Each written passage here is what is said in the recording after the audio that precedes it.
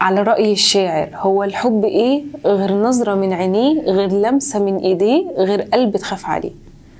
حكم والله. الحب هو شرارة، شعلة، حاجة صغيرة بتنور في قلبك، تخلي قلبك كله بينور. الراجل الشرارة دي بتشتعل أول ما بيشوفك، من أول نظرة تلاقي عينه قلبت قلوب وأعجب بيكي. أما الست فالشرارة بتبقى في قلبها لما بيحصل موقف رجولي، يتصرف بطريقة كويسة معاها أو ينقذها من موقف يبان قد إيه هو جنتلمان قدامها. فلو انتي عايزة تعرفي هو بيحبك ولا لأ، أو عايزة تعرفي انتي بتحبيه ولا لأ، يعني عايزة تشوفي قلبك أو قلبه في الشعلة دي نورت ولا لسه، فهتلاقي الإجابة في الفيديو ده. أنا مريم عوزة، دي قناتي. لو انتي أول مرة تشوفيني أهلا وسهلا بيكي، انتي منورة الدنيا كلها. ما تنسيش تعملي لي لايك، شير، سبسكرايب وتفعلي زر الجرس عشان يوصلك كل فيديوهاتي الجديدة. أما لو انتي أصلا من المتابعين عندي فانتي منورة درب التبانة كلها. الحب بكل معانيه، يعني حب الزوج لزوجته، حب الابن لأهله، حب الأب لابنه،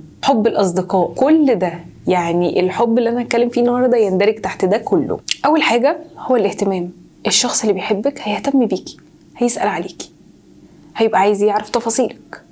ولو انتي بتحبي الشخص ده ومش عارفة، فلو انتي مهتمية بتفاصيله يبقى انتي بتحبيه، مش محتاجة حاجة دي. لو انتي بتحبيه فانتي غصب عنك هتهتمي بتفاصيله ومش هتعرفي تداري حاجة زي دي. صعب تداري اهتمامك بشخص انتي معجبة بيه. تاني حاجة العتاب. لو انتي بتحبي شخص هتعاتبيه، تقولي له انا اهتميت بيك، انت ما اهتمتش بيا، انا بسأل عليك، طب انت ما بتكلمنيش ليه، طب انا اتصلت بيك وانت ما ردتش ليه. شوية بتحسي ان هي حاجة لا وايه التلزيق ده، وصح، بس هي مش كده. انت بتعاتب عشان العتاب لغة من لغات الحب، بس احنا مش فاهمينها. اني اعاتبك ان انا بحبك وعايزك تفضل معايا وعايز. العتاب هو حب بلغة مختلفة. ثالث حاجة هي المساعدة. الشخص اللي بيحب حد بيحاول على قد ما يقدر ان هو يساعده، حتى لو حاجة مش في ايديه، حتى لو هو مش عارف يعمل فيها حاجة، بس بيحاول يساعد بأقصى حاجة هو يقدر يعملها. فلو انتي بتحبيه انتي اكيد هتدوري على مليون طريقة عشان تقدري تساعديه بيها، وهو لو بيحبك اكيد هيبقى بيحاول يساعدك. رابع حاجة من لغات الحب هي التضحية. لو هو بيحبك هيضحي عشانك، ولو انتي بتحبيه هتضحي عشانه، زي بالظبط ما الاهل بيضحوا عشان عيالهم. التضحية هنا مش لازم ان انا اموت نفسي عشان خاطر انت تبقى مبسوط او كويس، او ان انا ابين لك ان انا بحبك، خالص خالص. التضحية هنا ممكن تضحي بحاجات انتي تقدري ان انتي تضحي بيها، زي ان انتي تضحي بوقتك عشان هو مثلا عايز يخرج، او مثلا يطلب منك خدمة تعملها له، تساعديه يفهم برنامج معين. فدي كلها تضحيات.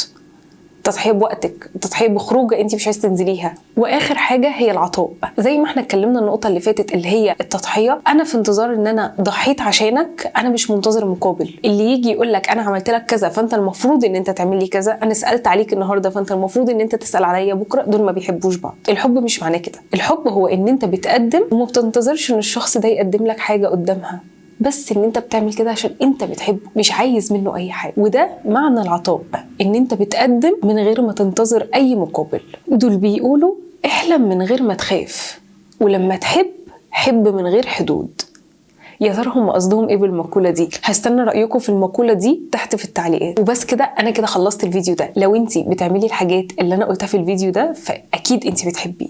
اما لو هو اللي بيعمل لك الحاجات دي فهو كده بيقول لك انا بحبك بكل الطرق. وبس كده، انا كده خلصت. لو عجبك الفيديو ما تنسيش اللايك، ولو شايفه ان هو ممكن يفيدك او يفيد حد من اصدقائك فياريت تبعتي له الفيديو ده كمان. ولو انتوا لسه بتتفرجوا فميرسي جدا لوقتكم.